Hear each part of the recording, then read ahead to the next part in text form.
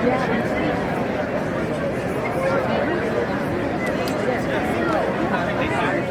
guys, how are you? Hi, good. Good. Do you know what this is about today? Do you know what we're showing? Animal rights? Yeah, we're showing what happens to animals so that we can eat them. Okay. Have you seen videos like this? Do you know what's... Yeah? What do you think about it? It's disgusting. It's disgusting. Nice to see, is it? Yeah. We can directly do something about this violence every day, 3 times a day. Do you know what that is? What? What? We do not eat meat. And not just meat though, it's dairy and eggs as well. Have you seen the footage for eggs and for dairy? No, I haven't yet. Would you like to see the truth? Sure we do. Yeah? Sometimes that's great for again. These are baby males, they've just hatched, and this is the egg industry. They're grinding up the males because they don't produce eggs, so they're useless to the industry. So a lot of people think, oh, I'll just stop eating meat and I don't want to kill animals, I'll be vegetarian. That's what I thought. And that's why I went vegetarian until I learned the truth behind the egg industry and the dairy industry. And then I realized that to be morally consistent, I had to be vegan. So with the cows, dairy cows, do they not need to be milked? Like, what's the problem with having Yeah, so do you know why a cow produces milk in the first place? been bred that way? Like, I know it's for their calves, obviously, but For their calves. So they have to they be... overproduce now, right? Well, they have to be pregnant in the first place. That's the only reason they lactate, just like human women. So we have to force them to be pregnant, and then once they give birth, we have to take the babies away, otherwise the babies will drink the milk. So again, just like how they're killing the baby male chicks because they're worthless to the industry, the baby male calves are worthless to the dairy industry. So they kill the baby males. The females they put back into the dairy industry. You're right, mother cows are forced to produce about 10 times more milk than she naturally would. Which is incredibly painful for her. And this cycle continues year after year after year. Forced impregnation, still in the babies, just basically taking so much from her body until she's spent.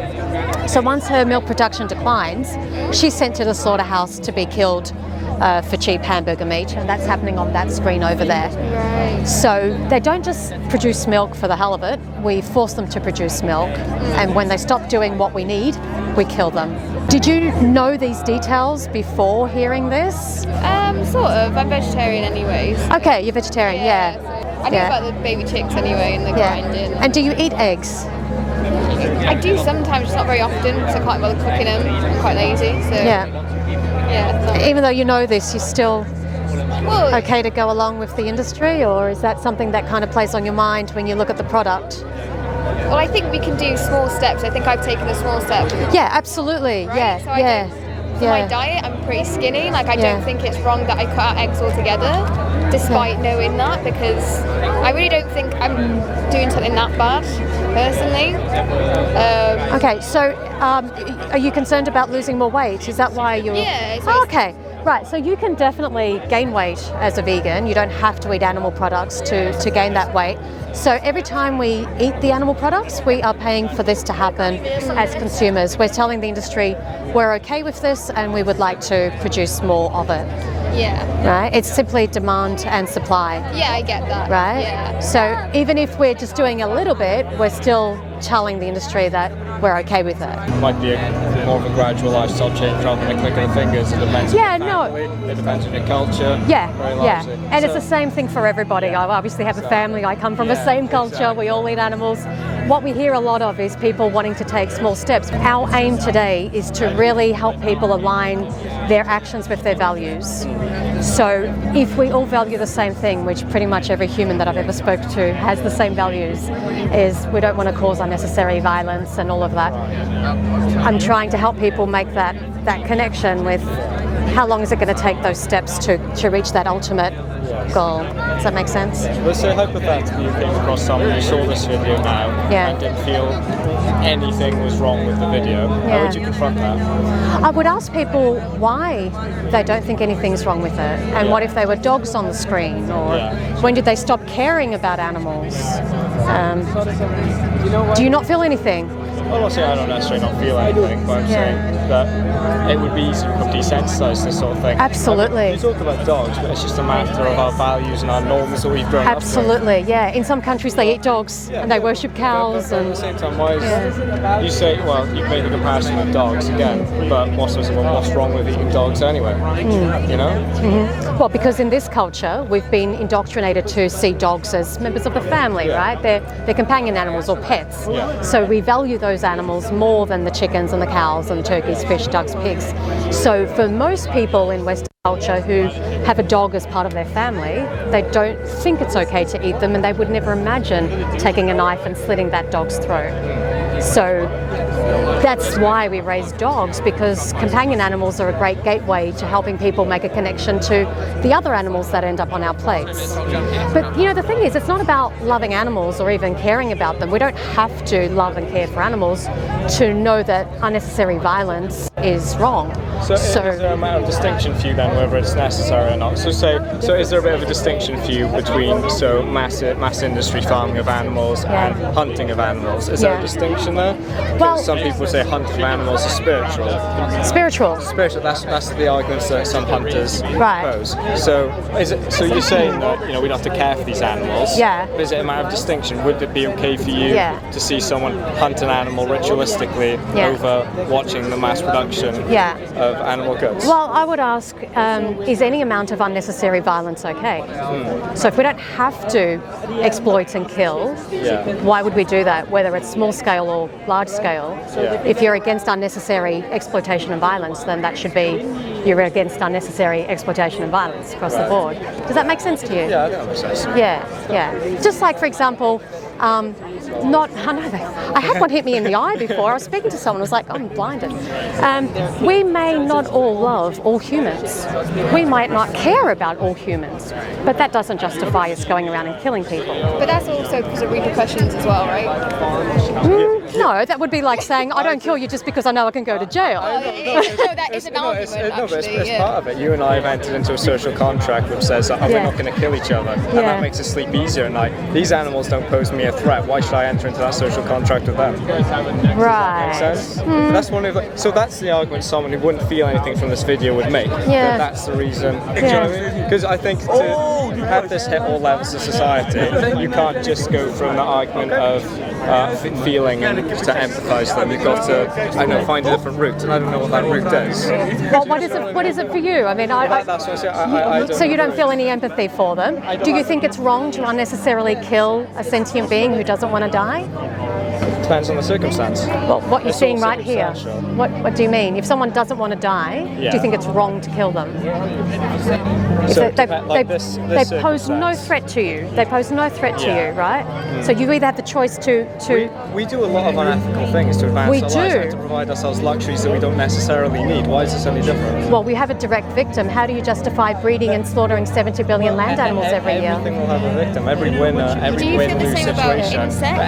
The clothes you buy will have victims in different countries. Yeah, so no one is having their throat slit for me to have this jumper. We're not breeding 70 billion people every year and slitting their throats so I can have this jumper. But then again, you make the argument that having your throat slit quickly is much better than living in poverty and serving in slavery. So do you think we should kill everybody that's living in poverty and slavery? That's not the argument I'm making. I'm saying there are different degrees of violence we commit on people, and we're just switching one useful thing to us to another. So you're right. Look, there is violence and exploitation and terrible things that happen in every industry, in every corner of this globe. Welcome to planet Earth. It can be a shitty place. So all vegans do is we try to make it a less shitty place, to be honest. Makes sense. We say, you know what, 3 times a day, I don't have to pay for an industry to breed, torture, mutilate, absolutely victimize and slaughter, the majority of whom are baby animals. I don't need to choose that. And I completely understand that, especially from a Western standpoint where we do have the alternatives to meat, which we absolutely do from a Western and dairy and eggs, that's not just meat. Sorry, that's just me using a sort of broader term. I'm not as educated on this as you are, obviously. So certainly from a Western standpoint we have the alternatives. I don't begrudge you anything. So the question is, after this discussion, Do you think there's a possibility that you'd be willing to move away from eating animal products? I've unfortunately always said that the most I could do is 5 days out of the week without any animal products. Okay, why do you choose to do 5 days instead of 7? Because I enjoy the pleasure of animal products. The pleasure of animal products, okay. I'm a selfish person. Well, it's good to acknowledge that. Do you enjoy the pleasure of sex? Yes. Does that justify rape? It doesn't justify rape, no. Okay, so how does the pleasure of something that tastes good, how does that justify taking the life of these animals? Because I hold a human to a higher standard than an animal. Okay, and maybe that's wrong as well. Well, it's not wrong. That's where you're at. It's not that humans are above animals. It's that our capacity to suffer is all the same, right? So if I don't need to, or if you don't need to cause suffering to that animal, then why would you want to do that? If you could have something that tastes really good and gives you that pleasure in your mouth for 5 minutes, why wouldn't you choose that? Again, I'm saying the capacity to suffer is absolutely the same, but what you're depriving the world of is completely different. What are we depriving the world of? We talk about sentience, but when we're talking about sentience, we have to just realise and distinguish between the higher understanding a human has and an animal might have. Yeah. You know? So to put them on the same level would be a tricky thing. No, we're not putting them on the same level. We're just saying that if I had a pig here, and I had a dog here, and I had a child here. Pig, dog, child. Right? And I stabbed each of them. They would all scream and they would all feel that pain. And it would be totally unnecessary. And everybody in this square would be screaming and I'd be arrested. And you'd probably try to stop me. But you pay someone else to do that stabbing, far away, behind closed doors where you can't see it, and then we can sit here and cross our arms and go, I'm okay with it because it tastes good, right? No. The reality is if we had to do that, we wouldn't. If you had kids, would you encourage your kids to work in a slaughterhouse and stab animals? Yes or no? In all honesty. I'd ask what the pay was. Oh, come on. Would you say to your child, Billy, you're 5 years old, I want to take you to a slaughterhouse and I want you to be a slaughterman, the same way you would take them to, encourage them to be a doctor or a lawyer or a teacher or a musician? I think then you could go to the early distinction again, of the distinction between a slaughterhouse and the ethicality of that and a hunter.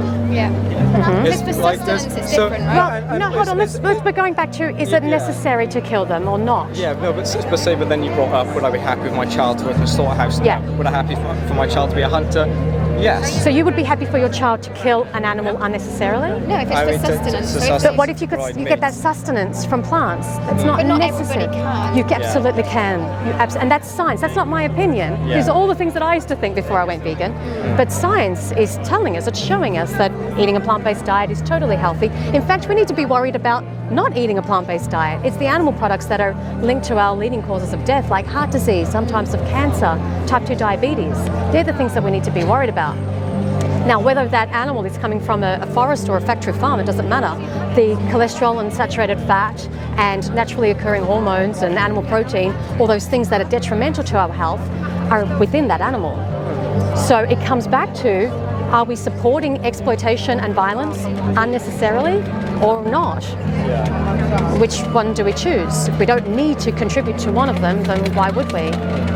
I completely understand where you're coming from. Yeah. So if we go back to your 5 days you're eating plants and 2 days you're eating animals because it tastes good. The best I could give you is 5. But, well, you're not giving it to me, you're giving it to the animals, right? They're the victims here, not me. So what would it take for you to extend that circle of compassion to animals for 7 days?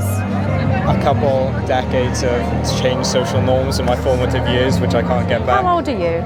21. 21? Yeah. Oh my goodness, you're so young. 2 decades. But these are where, I've been socialised and conditioned. I understand. Nothing wrong with but you that. kind of, if I'm being honest with you here, you're kind of speaking to me like a 50-year-old, I have to be honest. You're kind of taking out as if you've had... I don't mean that as well. I'm just saying when we're talking about, your conditioning, I understand. I was 31. I was 31 when I went vegan, right? Yeah. So I totally understand. I'll be 40 next year. I've been vegan for 8 years. Now, we are conditioned, we are indoctrinated. And so imagine an onion, it has layers, right? The older we are, the more layers of indoctrination we have, and so it's harder to peel those layers away. So I understand. We're all part of the same culture, but you've only had 21 years. That is not a lot. The younger we are, the more... You make me feel so good right now. Sorry? I got the whole world ahead of me. You do have the whole world ahead of. That's what I'm kind of... If I knew, basically, if I knew what I know now when I was your age, my gosh, my life would be different. I would have saved so many more animals. I would have caused so much less violence on this planet. I would have done so much better for my body and my health. I would have caused less damage to the planet, to the environment. So you're saying it may take several decades for you to wake up. It doesn't work that way because, first of all, we don't have several decades. Climate change is an issue. I'm sure you know about that. We have a lot of environmental problems on this planet. The United Nations is telling us we have less than 11 years before we have irreversible damage caused to this planet. We need to take action now, and animal agriculture is a leading cause of a lot of our environmental problems. And water pollution and water usage and deforestation. It goes on and on and on. So we don't have time for several decades. And also, those several decades mean you're just going to get more layers of that onion developing, so it's going to be harder to peel them away. So this is the time. This is the time to think beyond that selfish, it tastes good for 5 minutes, beyond how many years is it going to take for me to make those steps. We have the alternatives. You can gain weight eating plants. You eat more calories from them. You eat higher fat. Right? Do you feel the same about insects or no? Insects? Do you eat insects? No, but I could. Well, why would you want to? They're a good source of protein. But you know you can get protein from plants. But also people eat them. They do eat them, I mean... also in the process of making bread, in the process of making anything, of course. Insects are killed. Yes. So you can't always avoid things. Of course, and that's not what veganism is about. So we're not saying that we're perfect and we never kill anyone. That's not realistic. Just by being human and existing on this planet, but would you want to save as many insects as possible? Yes, but hold on, we have to eat something, right? So we have to eat plants. So the thing is with plant agriculture, we have indirect victims. There are going to be insects that are killed. With animal agriculture, there are direct victims, right? Now, the thing is with animal agriculture, do you know what we feed these animals? We feed them plants. So if we're worried about insects and the damage that plant agriculture is causing, well, we're actually growing more plants than we need on this planet because we're feeding them to animals.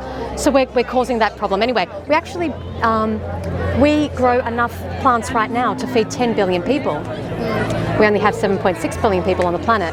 So if we're worried about insects and plant agriculture, we would grow less plants by actually being vegan, which it kind of sounds counterintuitive, but that just goes to show you how off balance the animal agriculture system is. We have way more than we need. Well, it was good talking to you. Thank you for this conversation. What was your name? My name is Natasha. Lovely to meet you. Where are you from? Lovely to meet you, love.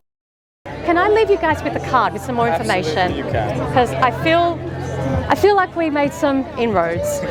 He's thinking, maybe, I'm not sure there. All right, and I just want to reassure you that I used to say and think exactly the same things that you guys are currently at, both as a vegetarian and as a meat eater.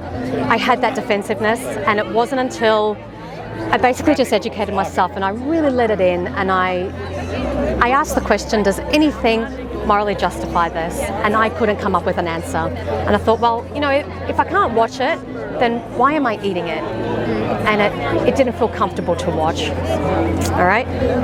The one video that did it for me 8 years ago and my husband was this top one here. The best speech you'll ever hear on YouTube. It's a great speech. So you can check that out. Now, in terms of the environment, Cowspiracy is on, and Dominion is on YouTube. That's where you're going to learn about how we exploit animals for all industries, because veganism isn't just about what we eat or who we eat. It's about clothing, testing, pet industry, etc. Now, to transition, you can sign up to vegan22.com. It's a free vegan challenge. You sign up online, it costs you nothing, and it's a fully supported program where they guide you through for 22 days. You get recipe suggestions, they can help you with gaining weight, there's access to a dietitian, and it's just a very supportive way of transitioning. Thank you so much, Natasha. You're very welcome. Thank you. I appreciate it. And as a future note, with someone like me, lead with the climate change thing, it might work a little better. Well, that's great to hear because yeah, Cowspiracy will help you with that, and a lot of people, as you've indicated, are, yes, as you said, quite selfish, and they don't necessarily care about the animals, but they are more concerned about the planet we all live on. So whatever's going to get you to that point of not eating animals, that's fine. Go down that route. Ultimately, what's going to keep us eating a plant-based diet or keep us vegan is connecting with that victim, because it's very easy to go, you know, 5 days a week I'll do something good for the planet, but 2 days a week, bugger it, I'm just going to have that burger. But when we look at the victim, when we keep that individual in our mind and in our heart, you can't just put that individual aside and say, yep, slit his throat, I'm okay with that. The individuals, the animals, the ethics is what keeps us vegan. The environment brings us towards a plant-based diet, if that makes sense to you. All right? Cheers. Thank you so much. Enjoy your trip. Bye-bye.